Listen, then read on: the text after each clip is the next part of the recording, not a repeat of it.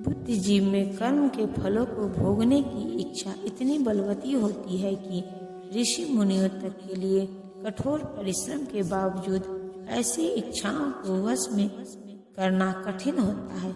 जो भगवत भक्त कृष्ण चेतना में निरंतर भक्ति करता है और आत्म साक्षात्कार में सिद्ध होता है, वह शीघ्र ही मुक्ति प्राप्त करता है। आत्म साक्षात्कार का पूर्ण ज्ञान होने से वह निरंतर समाधिस्थ रहता है। ऐसा ही एक उदाहरण दिया जा रहा है। मछली, कछुआ तथा पक्षी केवल दृष्टि, चिंतन तथा स्पर्श से अपनी संतानों को पालते हैं। हे पद्मज, मैं भी उसी तरह करता हूँ। मछली अपने बच्चों को केवल देखकर बड़ा करती है। कछुआ केवल चिंतन द्वारा अपने बच्चों को पालता है। कछुआ अपने अंडे स्थल में देता है और स्वयं जल में रहने के कारण निरंतर अंडों का चिंतन करता रहता है। इसी प्रकार भगवत भक्त भगवत धाम से दूर रहकर भी भगवान का चिंतन करके कृष्ण भावनामृत द्वारा उनके धाम पहुंच सकता है। उसे भौतिक क्लेशों का अनुभव नहीं होता। यह जीवन अवस्था ब्रह्म निर्वाण अथवा अर्थात भगवान में निरंतर लीन रहने के कारण भौतिक कष्टों का अभाव कहलाती है। समस्त इंद्रिय विषयों को बाहर करके दृष्टि को भौहों के मध्य में केंद्रित करके प्राण तथा अपान वायु को नथनों के भीतर रोककर और इस तरह मन, इंद्रियों तथा बुद्धि को वश में करके जो मोक्ष को लक्ष्य बनाता है, वह योगी इच्छा, भय तथा क्रोध से रहित हो जाता है। जो निरंतर इस अवस्था में रहता है, वह अवश्य मुक्त।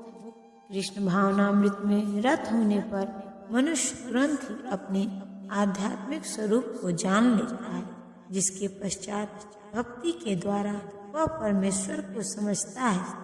जब मनुष्य भक्ति करता है तो वह दिव्य स्थिति को प्राप्त होता है और अपने कर्म क्षेत्र में भगवान की उपस्थिति का अनुभव करने योग्य हो जाता है। यह विशेष स्थिति मुक्ति कहलाती है। मुक्ति विषयक उपर्युक्त सिद्धांतों का प्रतिपादन करके श्री भगवान अर्जुन को यह शिक्षा देते हैं कि मनुष्य किस प्रकार अष्टांग योग का अभ्यास करके इस स्थिति को प्राप्त होता है। यह अष्टांग योग 8 विधियों यम, नियम, आसन, प्राणायाम, प्रत्याहार, धारणा, ध्यान तथा समाधि में विभाजित है। 6ठे अध्याय में योग के विषय में विस्तृत व्याख्या की गई है।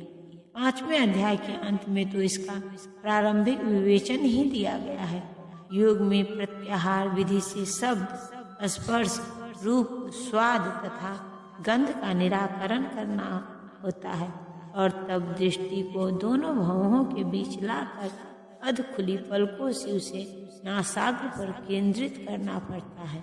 आंखों को पूरी तरह बंद करने से कोई लाभ नहीं होता, क्योंकि तब सो जाने की संभावना रहती है। न ही आंखों को पूरा खुला रखने से कोई लाभ है, क्योंकि तब तो इंद्रिय विषयों द्वारा आकृष्ट होने का भय बना रहता है। नथनों के भीतर श्वास की गति को रोकने के लिए प्राण तथा अपान वायुओं को सम किया जाता है।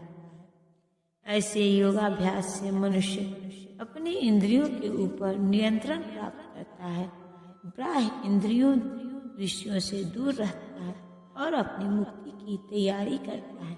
इस योग विधि से मनुष्य समस्त प्रकार के भय तथा क्रोध से रहित हो जाता है और परमात्मा की उपस्थिति का अनुभव करता है। दूसरे शब्दों में कृष्ण भावनामृत योग के सिद्धांतों को संपन्न करने की सरलतम विधि है। अगले अध्याय में इसकी विस्तार से व्याख्या होगी। कृष्ण भावना भावित व्यक्ति सदैव भक्ति में लीन रहता है, जिससे उसकी इंद्रियों के अन्यत्र प्रविष्ट होने का भय नहीं रहता। अष्टांग योग की अपेक्षा इंद्रियों को वश में करने की यह अधिक उत्तम विधि है। मुझे समस्त यज्ञों का तथा तपस्या का परम भोक्ता, समस्त लोकों तथा देवताओं का परमेश्वर एवं समस्त जीवों का उपकारी एवं हितैषी जानकर मेरे भावनामृत से पूर्ण पुरुष भौतिक दुखों से शांति लाभ करता है। माया के वशीभूत सारे बुद्ध जीव इस संसार में शांति प्राप्त करने के लिए उत्सुक रहते हैं, किंतु भगवत गीता के इस अंश में वर्णित शांति के सूत्र को वे नहीं जानते। शांति का सबसे बड़ा सूत्र यही है कि भगवान कृष्ण समस्त मानवीय कर्मों के भोक्ता हैं।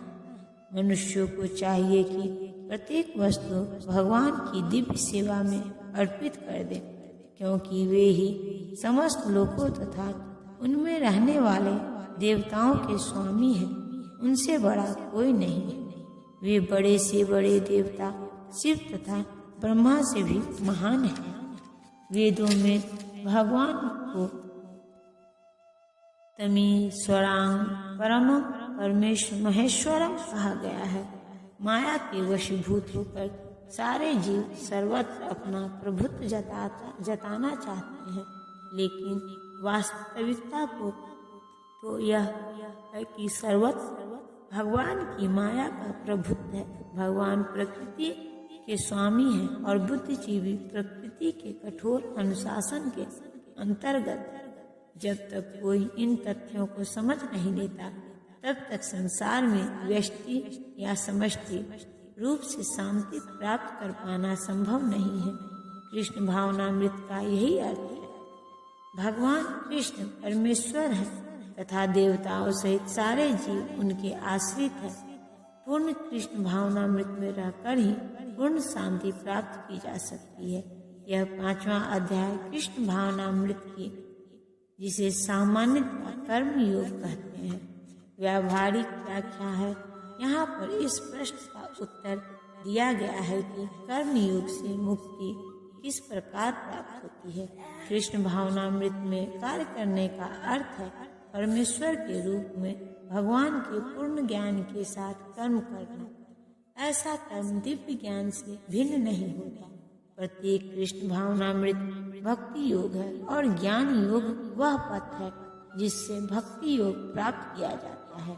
कृष्ण भावनामृत का अर्थ है परमेश्वर के साथ अपने संबंध का पूर्ण ज्ञान प्राप्त करके कर्म करना, और इस चेतना की पूर्णता का अर्थ है कृष्ण या श्री भगवान का पूर्ण ज्ञान। शुद्ध जीव भगवान के अंश रूप में ईश्वर का शाश्वत दास है। वह माया पर प्रभुत्व जताने की इच्छा से ही माया के संपर्क में आता है, और यही उसके कष्टों का मूल कारण है। जब तक वह पदार्थ के संपर्क में रहता है, उसे भौतिक आवश्यकताओं के लिए कर्म करना पड़ता है, किंतु कृष्ण भावनामृत उसे पदार्थ की परिधि में स्थित होते हुए भी आध्यात्मिक जीवन में ले जाता है, क्योंकि भौतिक जगत में भक्ति का अभ्यास करने पर जीव का दिव्य स्वरूप पुनः प्रकट होता है। जो मनुष्य जितना ही प्रगत है, वह उतना ही पदार्थ के बंधन से मुक्त रहता है।